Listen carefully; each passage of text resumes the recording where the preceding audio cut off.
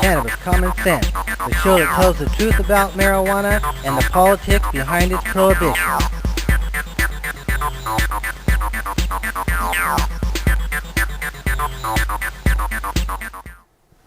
Hey, welcome to another exciting edition of Cannabis Common Sense.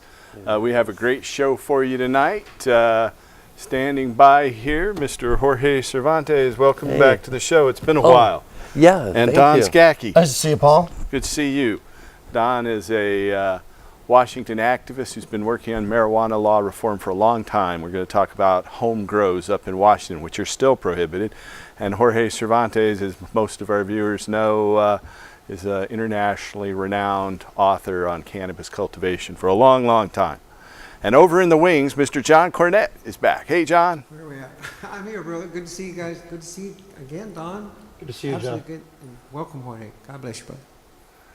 So we'll be taking your phone calls, and we have some video clips from South America and more. Just stay tuned as we bring on our infamous Dancing Cannabis Leaves. I feel the force.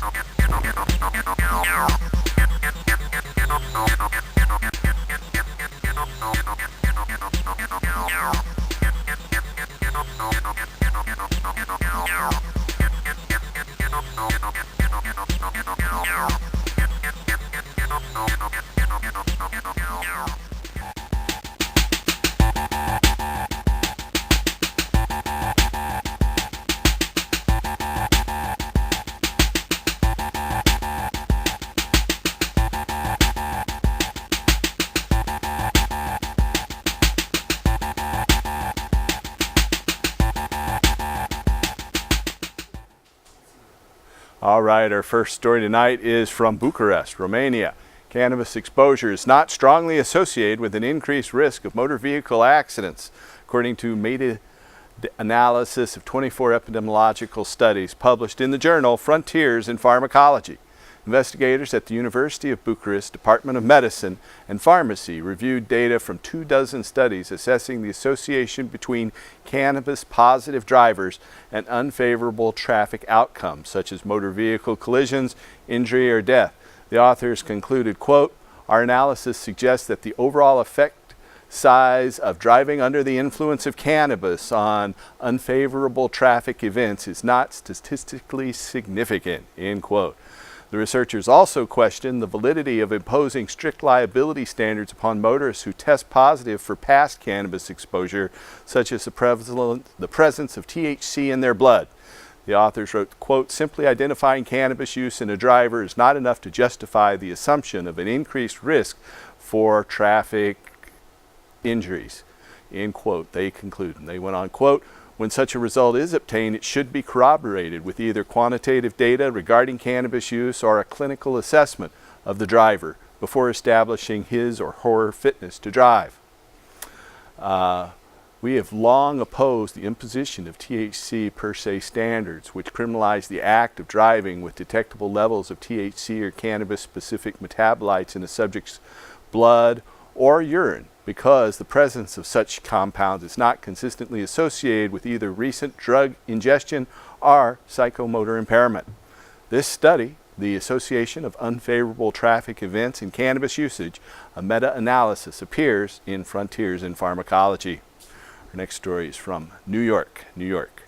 59% of voters believe that the adult use of marijuana should be legal, according to nationwide polling data compiled by Fox News. The percentage marks an 8-point percentage increase since 2015 and is the highest level of support ever reported by the media agency.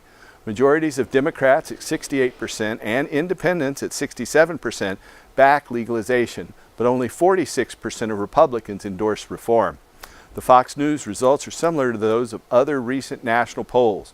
An October 2017 Gallup poll reported that 64% of the public, including majorities of Democrats, Republicans, and independents, agree that cannabis use should be legal, the highest percentage ever reported by the polling firm. A January 2018 Pew poll determined that 61% of Americans back legalization, the highest support level ever reported by that institute as well. Our next story is from Seattle. city officials announced their intentions to vacate the criminal convictions of minor marijuana possession offenders. The Seattle mayor and city's attorney announced the plan last Thursday. Stated Seattle Mayor Jenny Durkin, quote, "This action is the first step in righting the wrongs of the past and putting our progressive values into action. Our action will affect people who've been convicted of offenses for conduct that's now legal under state law. People won't have to take any action like hiring a lawyer or going to a court hearing. We have to do that in Oregon to expunge our records. I hope these actions we're taking here in Seattle can lay the foundation for other cities, counties, and states to act too." The announcement comes just a couple of days after San Francisco's district attorney's office similarly pledged to review, dismiss, and seal past marijuana misdemeanor convictions. In Los Angeles County, the Board of Supervisors are similarly debating ways to facilitate the expungement process. Legislation to enact an automatic expungement policy statewide is pending in California State Assembly. Several other states, including Vermont and New Hampshire, are considering similar legislative efforts. Our last story tonight is also from New York. A judge for the Federal District Court in Manhattan heard arguments Wednesday in a lawsuit filed by a legal team including New York attorney Michael Hiller, Joseph Bondi, and David Holland, activists and organizers for the National Organization for the Reform of Marijuana Laws, in challenging the constitutionality of federal cannabis prohibition. The 98-page complaint contends that the federal government, quote, "does not believe and upon information and belief never has believed that cannabis meets the requirements for a Schedule I designation under the Controlled Substances Act." It further argues that current administrative mechanisms in place to allow for the reconsideration of cannabis Schedule I classification are illusionary. A judge for the Federal District Court in Sacramento heard similar arguments in 2014, also spearheaded by members of NORML's legal committee, but ultimately rejected them, opining, quote, "At some point in time, a court may decide this status to be unconstitutional, but this is not the court and this is not the time," end quote, they said back in 2014. Hopefully 2017 is.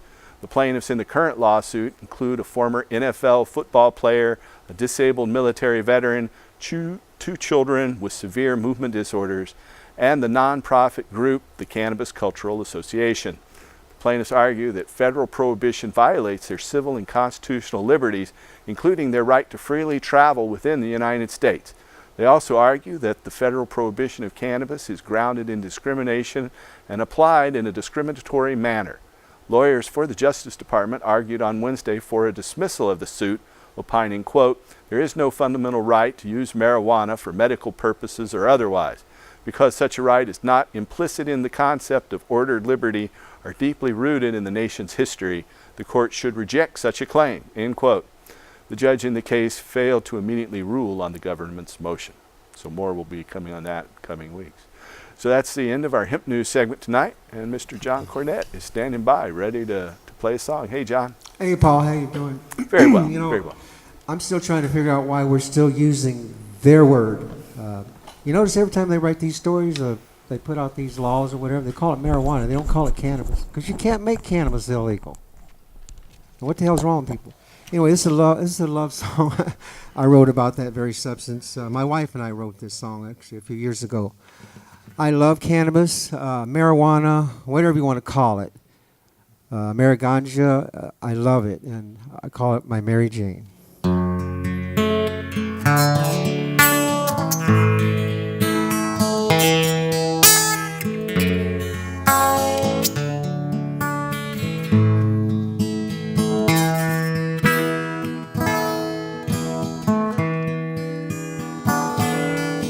For 12,000 years, she's healed our lives. For 1,000 more, she will break the fight. She's my Joan of Arc, reaches through the flames, says, "Come to me, I can heal your pain."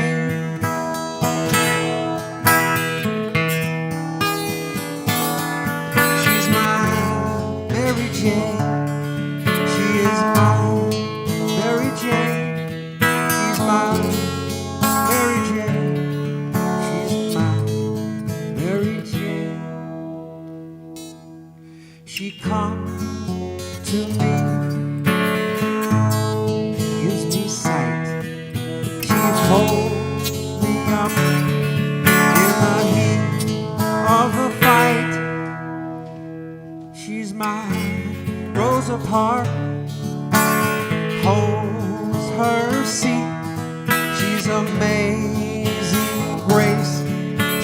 is oh so sweet.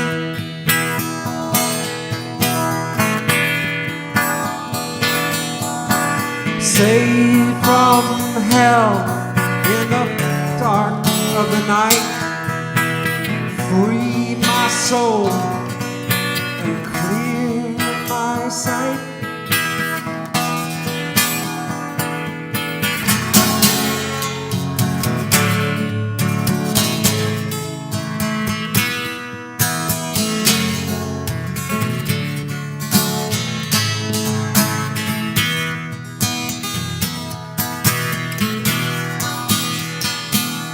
Saved from hell in the fire of the night. Free my soul and clear my sight. She's my Mary Jane. She's my Mary Jane. She's my Mary Jane. She is my Mary Jane.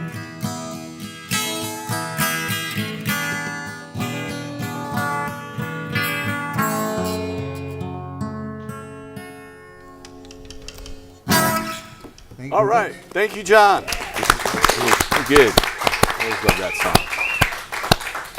So welcome, Jorge, and welcome, Don. It's you, good Paul. to have both of you back. I to meet know, Jorge, we've been playing your videos every week for a couple years here, so it's good to have you in person. It's been a few years, like Wow. 6 or 7 years. So Well, thank you so much. It's wonderful to be back here in Portland, Oregon. it is. It's good to have you back. You know, you have a history here in Oregon. You're an Oregonian, Yeah, I was born in Oregon. I was Right. born in Ontario, Oregon, right? over on the other side of the state. Yeah.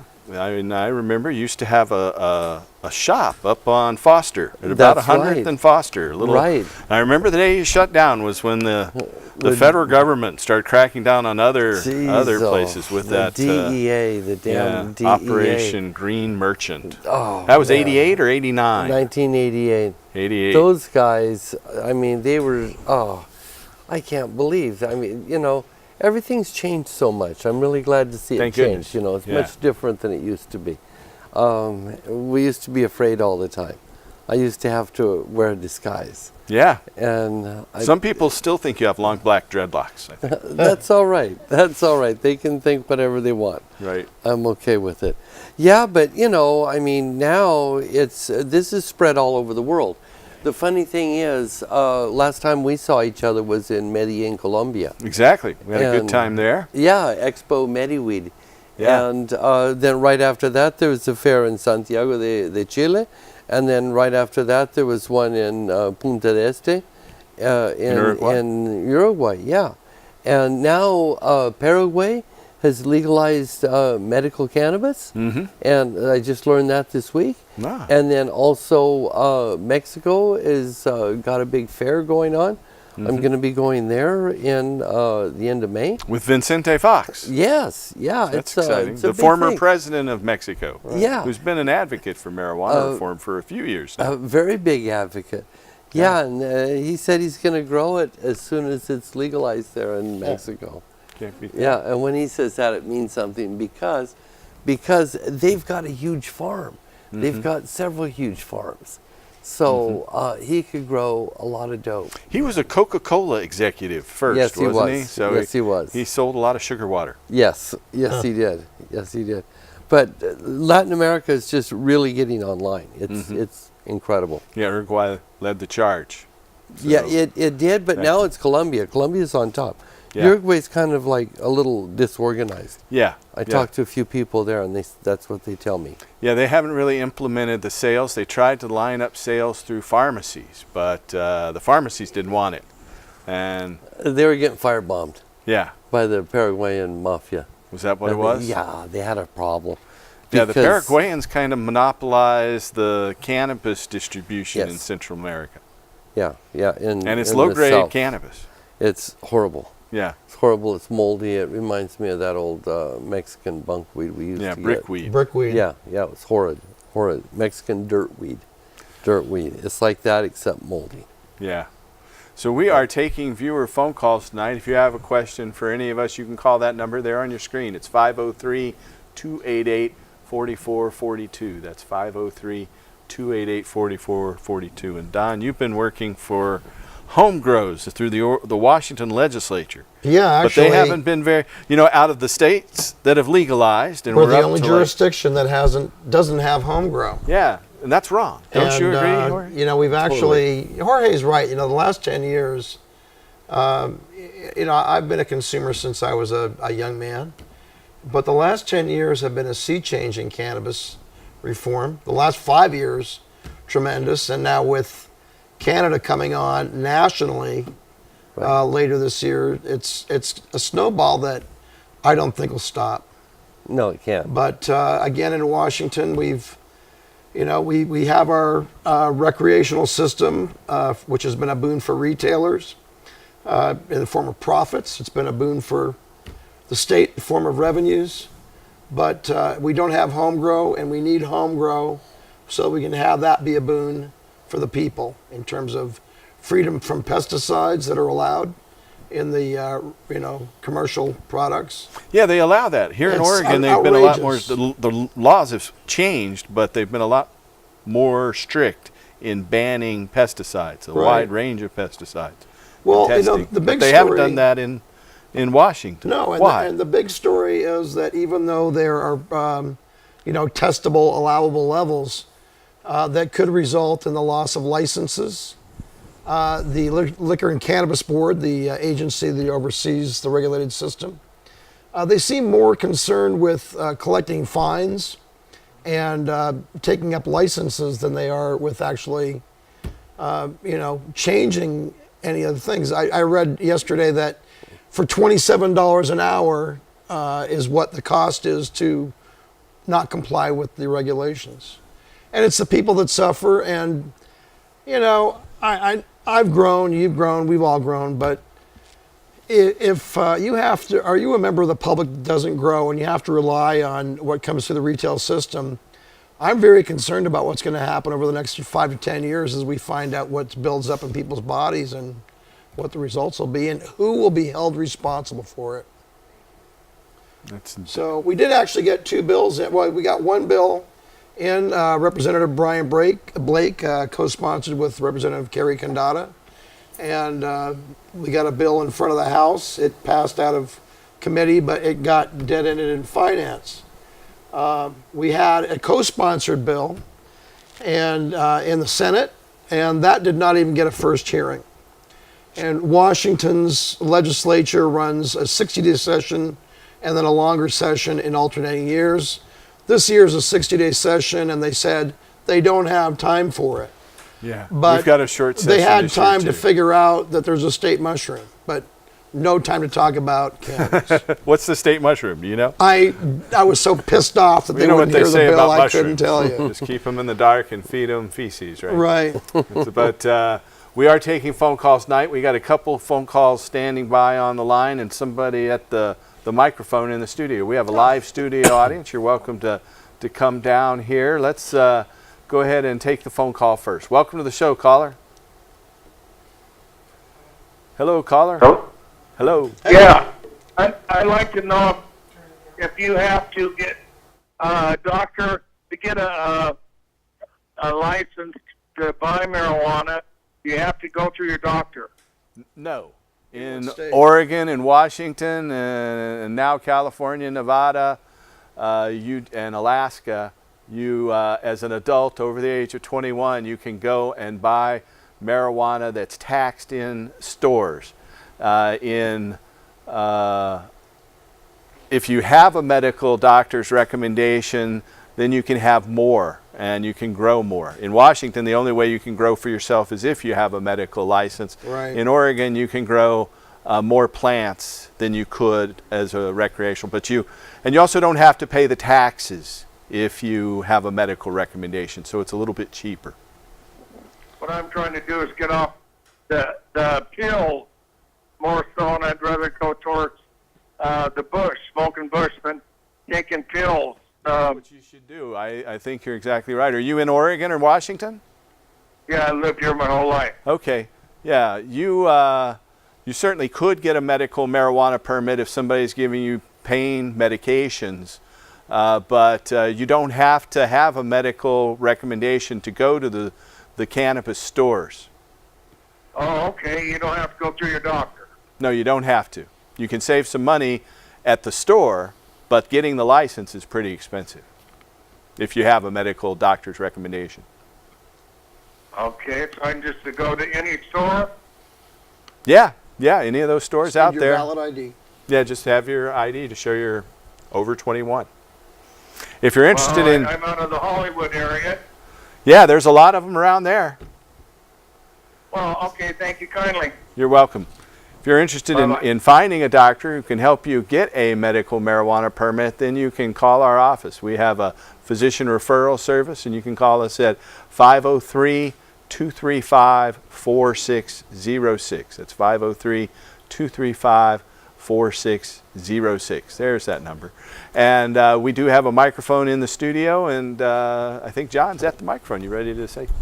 So, I just want to keep it real quick, Paul. You know, I ran into one of our compadres here in the hallway, Jim Lockhart. I don't think he'll mind me saying that, you know, a lot of my friends ask, why are you still here? Why are you guys still here doing this? And they have no idea, generally speaking, that this war is still on full and it's getting worse. They think that, hey, man, you got pot stores. What's wrong with you guys? And they have no idea that there's sick people who can't afford those pot stores. And they can't, you know, it's like they're pricing us completely out of the freaking country here, practically. And even if you do it all legally, you pay through the nose too. And I just don't think there's enough of that reality being stated, although that's what this show is about. Thank you. Generally that's a good speaking, we statement. need people to know that this is not over. War's not over. Well, and it's certainly not over worldwide and in different parts of the country. So we have another caller that's standing by on the phone line. Welcome to the show, caller.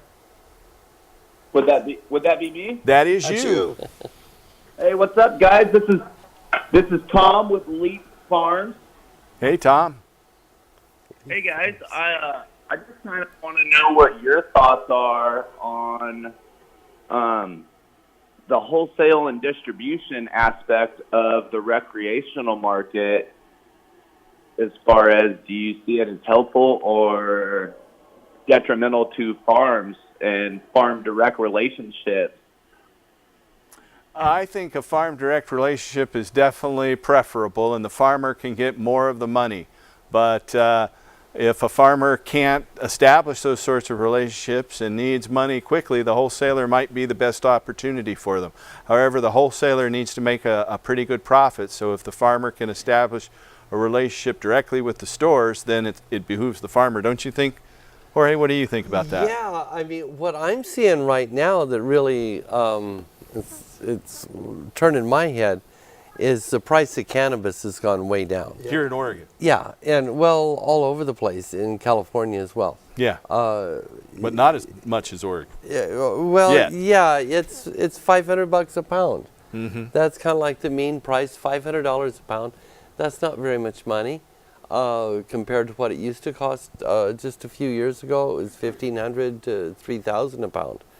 And some people still get a premium price For premium product. Oh, we but absolutely what I see happening though is the government's putting on so many taxes and charging so much that we're going to build a very big black market again, because the price has gone down to $500 a pound wholesale, but the retail price hasn't really gone down. No. And it's stayed the same. So consequently, people are going to start selling on the black market again. If they ever stopped. And no, they never stopped. Right, I mean, right. you know, 90% of the cannabis from California goes out of state. I know that. So what we're going to see is actually it functions like, remember Adam Smith, the father of modern capitalism? Yeah, and economics, the Yeah. wealth of nations. He wrote it back in 250 years ago. 1776. Well, he had the invisible hand, the invisible hand of competition. And every time you get the equation, you know, supply and demand, that'd get out of whack, the invisible hand of competition would reach in and straighten it out. Well, now our invisible hand is called the black market. In the cannabis market. Yes, yes, and if it gets out of whack, if the taxes get too high, if the retail price of cannabis gets too high, everybody's going to start selling on the black market. And I think we're going to see a lot more of that, because the price of cannabis has gone way down wholesale and it hasn't gone down retail. And I'm seeing a glut of cannabis around. So I think it's going to be a big, big black market until all of that comes in. Well, you know, you go to Idaho, you go June. to most of the rest of the Midwest and the East Coast, it's still illegal, and you don't have to go through customs. You know, Right. There's a State to gauntlet to state. run, but there's economic incentive, and that's the invisible hand right there. Yeah. Until we can legalize it nationally, and you know, this stuff grows on trees, really. You know? Well, it does. It does. They're still growing. It's still quite expensive on the East Coast. Yeah. $25 a gram. Wow. Yeah, and That's expensive. It's bad dope too. Yeah. And compared to what you can get out here, but that'll equalize itself out pretty soon. Mm-hmm. You know, Exactly. it Once we can't get be rid of through the the roof wholesalers. like that. What was that, Tom? I said exactly. Once the wholesalers go out of the picture. Yeah. Yeah, I'm not sure how we can do that, given that they are licensed and out there trying to, you know, if the farmer can establish a relationship with their local store, that's going to be the best for the farmer, Yes. I think. Don't you, Tom? Absolutely. That's the best tool I have is Farm Direct. Right. Yeah, I Well, agree. the laws keep changing. You know, just in the past year and a half, I think we've had 5 different changes in the regulations at the state level. And the counties also keep changing their laws and rules. So things are going to keep changing, and it's a very dynamic, confusing marketplace to navigate. And it's difficult for farmers such as yourself, I know. And that's Well, a and I thing just too, wanted you know, to get if your, sorry, go ahead. No, I just wanted to get your guys' input and see what you thought, how it was affecting the market, and how it's ultimately affecting the consumer. You know, I mean, the price is going down, which is, you know, good for the consumer. Yeah. However, are you here in Oregon? Got to sustain. I'm sorry. Are you here in Oregon? Yeah, I'm with Leap Farms. Leaf Great. Farms. All right. Well, you're in Oregon, but for anybody who's not in Oregon or maybe in a prohibition state, if you're not happy with the rules, you can either go black market and still be a rebel and a criminal, or you can register to vote and call your legislators and demand change. And that's what I recommend. We need to just Absolutely. change this marketplace so it's consumer friendly, you know. And I bet that's what you're planning on doing, right, Tom? Oh yeah, no, we are completely legit. I don't want to see a black market out there. I want to see Leap Farms on every shelf in every consumer's hand, you know, without having to go through a wholesaler or distributor that's going to not be able to answer questions about each strains or All right, whatever buddy, the thanks. issue might be. Thanks for calling in, Tom. Good luck with your Absolutely, endeavor. I man. know it's hard getting in business. It's much harder to stay in business. There's no doubt about that. Good luck. We have another caller. Welcome to the show, caller. Hi, can you hear me? We can hear Yeah. you. Hi, I'm a patient in Oregon, Uh-huh. and I was wondering, my question is about CBD. And George, I just want to let you know that I'm a huge fan. I love you. I love your books, all your publications. Oh my God. It is so awesome. Anyways, I just want to know the difference between hemp CBD versus high THC cannabis CBD. You want to answer that, George? Yeah, okay. The difference between THC and CBD. Is there a difference? Oh yeah. There's a huge difference. There are different molecules. Tetrahydrocannabinol is the one that's THC. That's the part, and that's a stable molecule. It's real stable across the entire cannabinoid profile. Anyway, that's the one that gets you high. That's psychoactive. And then the other one, the cannabidiol, the CBD, that's associated more with pain relief, but we call it the no high cannabis. And the interesting thing, and that's also quite a stable molecule, where the other cannabinoids are not. They tend to bounce around or fluctuate quite a bit, depending on genetics and also culture of the plant. It's a relationship between the THC and the CBD can affect your health. Yeah. No. So what my question is are the health benefits the same from CBD derived from marijuana versus CBD derived from what is known as hemp? Oh, I see the thing. Well, yeah, I mean, it's the same CBD. It's from the same plant, really, or well, the same species. But the thing is, it's the relationship with CBD to THC that can be the difference. 1-to-1 is typically what they found to be ideal for patients, isn't it, Jorge? Yeah, that's what GW Pharmaceuticals promotes. Yeah, so it's the same. It's the same from either hemp or a marijuana plant. Yeah, it's CBD is the same molecule, it's the regardless. same molecule regardless of the source there. So what you're asking is the CBD from hemp as effective as CBD from the THC with the CBD? Is that what you're asking, caller? No, not to mix them. I said, are you asking if the CBD from hemp is as effective as the combination of the whole plant of the cannabis, of the marijuana typically, that is both medically beneficial and psychoactive?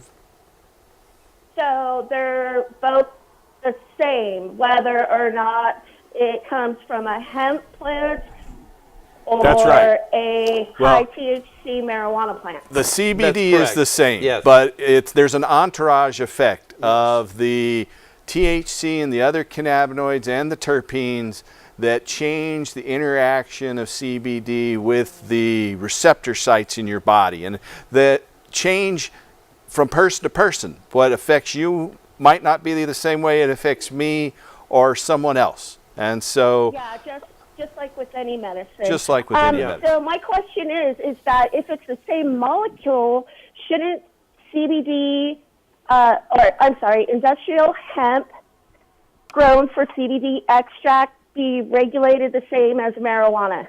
No, whether it should be or not doesn't really matter.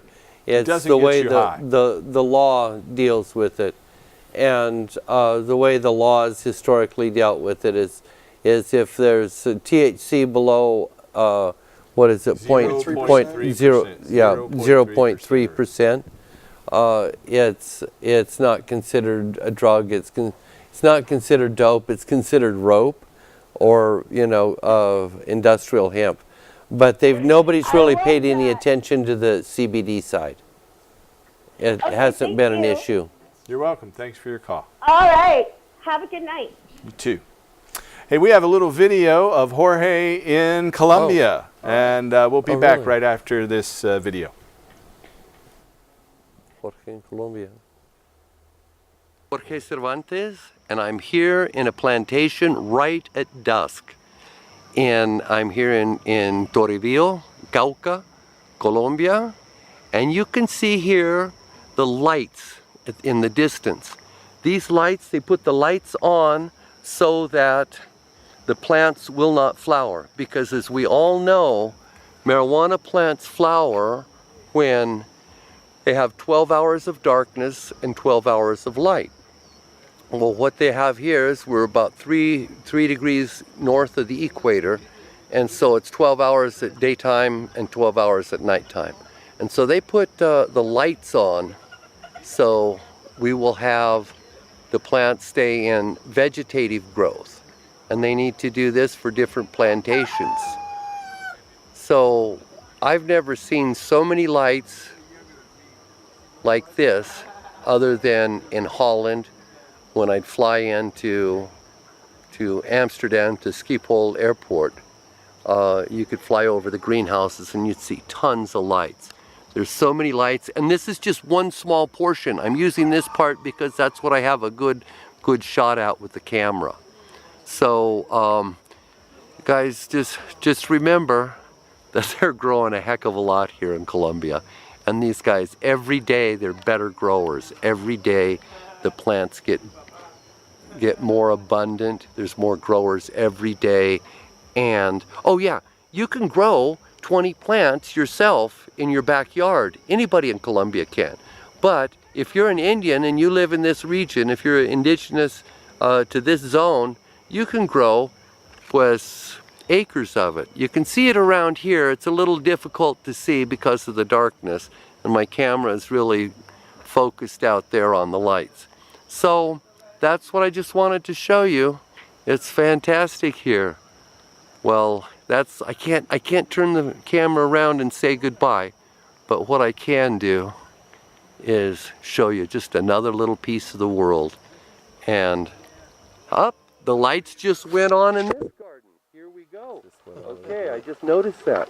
And I gotta show you, they went on the other side of the malla, or the wall here. There's a black curtain over here, and that's shining through. We can see they put this black curtain up so the plants on the other side wouldn't flower. But see, here's the garden. They're keeping it in vegetative growth. My camera doesn't work very well with this kind of light because it's real inconsistent. But yeah, you can see what's happening. Yeah, this is really cool. And what we're seeing here is people that are taking the initiative to change their lives for the better. And it's beautiful. I love it. Maybe I can stand under one of these lights and be able to tell you goodbye properly. Venga, this is Jorge Cervantes in Cauca, in Toribio, Cauca, Colombia. Take it easy. It's nighttime now. Time to puff out. Well, we've got your instructions now, Jorge. That's good. No, it's pretty amazing to see the cannabis fields there all lit up at sunset and dawn. Well, you know, it's funny because that's on the NASA Indian turf, or reservation, I guess you'd call it here. Mm-hmm. Those guys are growing so much cannabis, it's really a flip out. And it's cheap. Yeah, it's really cheap. You think it's cheap here? It was about $8 US a pound. Right. Right out there, yeah. And that's way too low because they're getting ripped off at that. They should be at least 25. But what I saw was those guys, I'm guessing they were growing about 10,000 tons of cannabis. Mm-hmm. 10,000 tons. That's a lot. And most of it's going south to Brazil. Some of it may come up to this country, but I think most of it is staying in South America. Yeah. Mm-hmm. Mm-hmm. It's pretty popular down there. 10,000 tons. We still have a few phone callers standing by. Let's go ahead and go back to the phone lines. Welcome to the show, caller. Hello. Am I there? Hey. Hey. Oh. No, it's you. We got you. You got me? Yeah. Come on. What you got? Oh, hey, Jorge. God bless you. Paul, I just wanted to say, marijuana no something. Okay. I'm not sure. I'm getting an echo here. Yeah, turn your TV off and you won't get as much. TV's off. So you have any question or anything? Oh, I just wanted to say God bless y'all. And y'all thank you. beautifully high. Jorge, your video. Okay. Good. Thank you so much. We have someone at our microphone here in the studio who has something to say. Go right ahead, Rod. I was just going to ask about that weed down there in Colombia, and I was kind of wondering who they were growing all of that for, and then you kind of said it's getting shipped to Brazil and Argentina, and then they keep a bit there in Colombia too. Colombia's got like 48 million people, I think, and it's not a huge amount of people that smoke. Actually, they don't consume much alcohol or cocaine either. They consume mostly coffee. That's the drug of choice there. Yeah, I mean, they grow really, really great coffee. lots of coffee. Lots of coffee. kinds. Yeah, Brazil, they smoke a lot of cannabis, and it's quite illegal there. so it's all smuggled in there. Yeah, it's Just you know, like you can here. drive there. Just like, is it illegal there because the U.S. made them make it illegal there? They certainly didn't help. Yeah, things are pretty corrupt in Brazil. They've got Lula is under indictment now. He was past president, and so is Kirchner. She's under indictment. They have a new president who's like kicking butt and taking names, but they're going to have trouble for a long time. When it starts to become legal all over the world, where do you think they're going to grow the most of it? At home. It just depends Everywhere. on the laws. I have no idea. Colombia is making moves to dominate the medical market. I think the International Narcotics Control Board from the United Nations has said that Colombia gets like 40% of the world 44% of the medical market in the world. So That's correct. Heard the Canadians are all down there trying to buy everything up. Isn't Canada the only country that's able to export medically? Not anymore. No. Oh. And the amount they could export just dropped dramatically, and Colombia is taking up the slack. Yeah. Israel's pretty strong medically too, aren't they? Yes. Yeah, but they don't get to export any, I think. They supply their own patients. We have some more phone calls standing by. Let's go ahead and take those phone calls. Welcome to the show, caller. Hi, guys. Hi there. Me. Calling in to say hi to Paul, hi to Orhy, hi to Don, and hi to Harry. Okay. Is that Nikki? Yeah, that's her. Hey, Nikki. Hi, guys. It's my birthday. Happy birthday, Nikki. Happy birthday. I wanted to invite everybody over to my birthday party tonight to make it up. So Paul and Eric all have the address. I would love it. Love to see you. Love to have a joint with you. Hey, it's been a long time. All right. Yeah. Well, happy birthday, All right. Nikki. We'll Happy be talking birthday. soon. Thanks for the invitation. How's everybody doing? Is everybody having a great evening? All right. Thank you. Let's see. We have more I really people. appreciate you guys. I appreciate everything you do. Thank you. Thanks, Nikki. Thanks. Bye-bye. Bye. Bye-bye. Okay. Let's see if we can get another call. Welcome to the show, caller. Hi, can you hear me? Yes. Hi. Okay. I'm in Oregon. I'm a senior citizen, and I have grown for years with other senior citizens. We have called ourselves Over the Hill Gang for years. The trouble is since we legalized recreational growing, and Oregon keeps changing the rules and regulations, that has gotten to the point where a senior citizen, number one, they can't afford to go to the dispensary.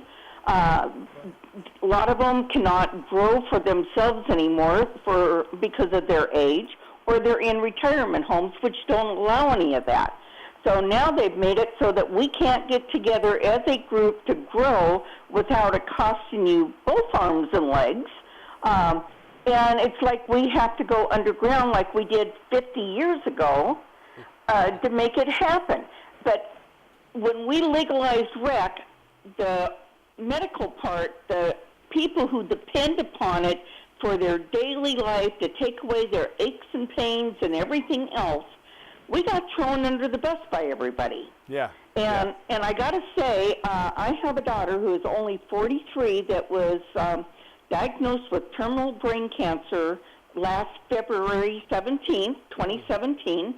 And after 2 weeks in the hospital, they actually sent her home basically to die. And I said, I want to start her on cannabis therapy. And they said, well, you know, it wouldn't hurt. She has been on cannabis therapy now. I make her own oil and stuff.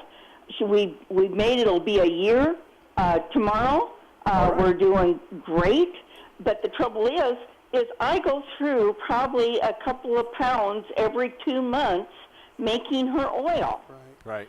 So they have made it so I can't do it. To be legal, I can't do it. I can help out my 86-year-old patient who needs the stuff, but I can't grow it because they have put so many regulations on the grower. I agree. I have a large amount of property. I have a greenhouse, but I have to sit there and just grow for her and I have to tell these other people, I'm sorry, but I just can't do it. And I can't afford to do it for them anymore like I used to pay for their cards and stuff. Can't do that anymore. So what do you see? Anything coming that will help the people who really need it out of medical necessity? Because I think OMMP is going to be gone here in the next year or two. There are some moves by the recreational market to make it easier for recreational growers to add medical onto that. They get to bump up their license by 10%. So if someone can grow 20,000 square feet of recreational cannabis, that means they could grow 2,000 square feet of medical cannabis. And they require that at least 75% of that be given away. So that should make medical cannabis more accessible sometime in the next year or two. I would be asking your local dispensaries if they're going to participate in a program to provide cannabis for patients through the free OLCC system. That's one option. There are several dispensaries that are providing small amounts to patients right now for free, but like you said, for your daughter with the cancer patient, she needs a large amount to make that high THC cannabis. Some people call it Phoenix Tears, some people call it Rick Simpson oil, but it works for so many people. And you need 1.5 pounds basically to make a couple months supply. So, and when it's so expensive, that makes it very difficult. I think you need to tell your legislators how this is affecting you. Tell them that we need to make it easier for patients. And, you know, the federal laws have to change. I think with the change in the composition of the United States Congress next year, that we'll see a bill to legalize marijuana probably going through Congress at about this time next year once the Republicans lose control. And I think we can agree that collective growing is very important to the sick. Yeah. The trouble is What's when that? you say, well, the rec grower can bump up and do medical.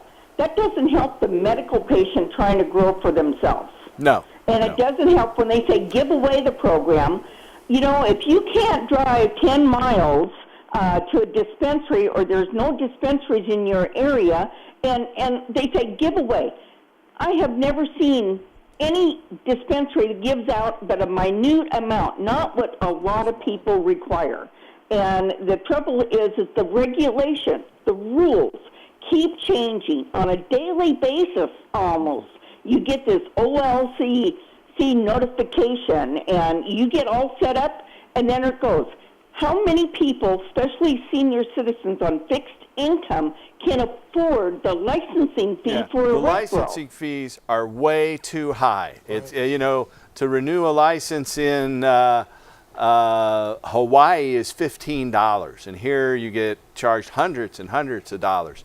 So there is a new cannabis commission for medical patients that is trying to change the laws at a state basis. We've had Anthony Taylor on here, and they are working to increase the number of patients and to lobby the legislature. So that's our best hope at this time, that we can change those rules and lower these fees.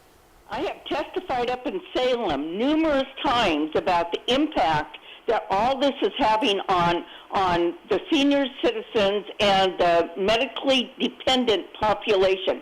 It goes, they've already made up their mind, because most of those people on the board don't like marijuana, don't want to recognize the fact that it is a viable, good option to the pharmaceuticals. And then you have certain people like Donald Morris that have gone over the dark side and is promoting the recreational grow and getting rid of all the medical. Yeah. So what do we do as a medical community? You say go testify to your Well, it sounds like you've been doing that. They don't want it anyway.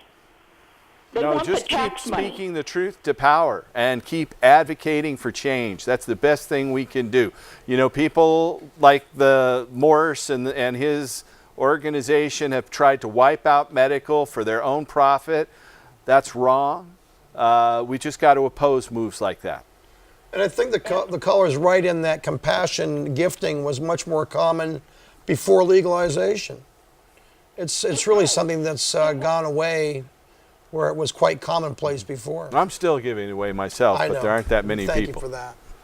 Okay. Well, maybe you have money to give it away, but sometimes you don't, and you just hang in there. But the trouble is that we can't seem to come together as a group like Right to Grow and everything to help promote the right regulation, and it's you guys that give a voice to everything. Well, we're happy to try to change those rules. So if you want to call us and get more involved in that, you can call our office at 503-235-4606. That's 503-235-4606. You know, we're down to just about 5 minutes left. What do you think about that, Jorge? Well, I think everybody should call you. Yeah. I think everybody should call you. Yeah, well, what I see is more and more cannabis being grown every day, and I love it. Mm-hmm. I can't get enough of it. And they're growing more in Oregon this year than ever before. They grew I just last gave year. you some flowers. We're going to go try those pretty soon. Paul just gave me a little shopping bag full of flowers, and Well, you needed some. Yeah, I mean, that's enough for a couple of days, and I can share them with my friends too. That's right. That's right. That's and it should be beauty of shared all with this friends. stuff. It grows on trees. This stuff Very social. should. So we're about out of time. Don, do you want to give anybody a way to reach you? Or Well, you can email. There's Jorge in our garden here in Portland. There a couple of years ago. There we are. If you're in Washington in particular, you can email us at wewanthomegrow@gmail.com. This is really a grassroots effort. We've gone farther than we have now with these two bills. But I just had a day-long meetings with people just the other day, and we are preparing for the legislature in 2018. Our legislators are going to rerun the bills again. But no matter where you are, it doesn't matter if home grow is not legal. I guarantee you there's home grow going on. But we have to make it legal so that we take that pressure off of people. We want to do the right thing. We want to control what goes into our own bodies. And it won't really affect the retail system.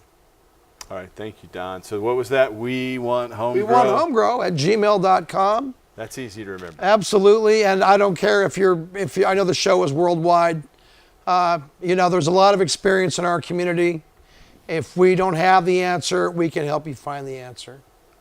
And so, Jorge, I promote marijuanagrowing.com. That's your main website, I know, marijuanagrowing.com. Is there any other thing you'd like to plug or promote out there? Yeah, I mean, basically, all you have to do is type in my name, Jorge Cervantes, type that into the internet, and you'll see, like, literally several million views, or hits of stuff. And I have a real big YouTube channel, too. I've got almost 300 videos up there, yeah. Wow. Yeah, and they're all cultivation videos. And you're making more all the time. Yeah, all the time. And we're playing them here every week. All the time. Yeah, it's a good deal. It's a real good deal. The Colombian videos are really pretty cool because I go out into the foothills of the Andes, really, and look at all the plants out there. Well, a few of them. And man, those guys are growing a lot. I mean, it's really amazing. And it's inexpensive. Very inexpensive. And yeah, and then, well, later the video hasn't come out yet, but we pressed a bunch of rosin there too. They had kilos of that rosin stuff, you know. Well, They when can do it's couple kilos $8 a day. pound, then the rosin is like really cheap, right? Yeah, yeah. So that's where Colombia is going to dominate, was with those extracts, and that's where Yeah, a lot of yeah. for the medical market. Yeah, no, the extracts. Everybody's making extracts. Yeah. And Well, I want to it thank you works for coming well. back on the show. We look Well- forward to getting you back again sometime soon. Excellent. Thank you Outside so of much. It's great to have you here. I want to thank you guys for watching. We're going to go out with another Nice to song meet by you. our friend John Cronette. Tune in next week and help us restore hemp. We are many, we are strong. Cause so many is so wrong. Giving in to too many lies. Doesn't anybody really care why? Can it be that we are right?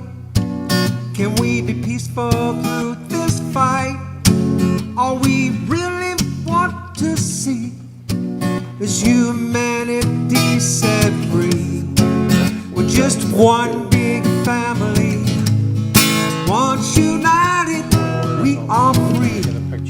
Now's the time to make a stand. Do the best that each one can. We are one big family. Once united, we are free. Now's the time to make a stand. Do the best that each one can. Once awakened, we will see the potential of infinity. Abundance will be the norm when we are finally through this storm. Can it be that we are right? Can we be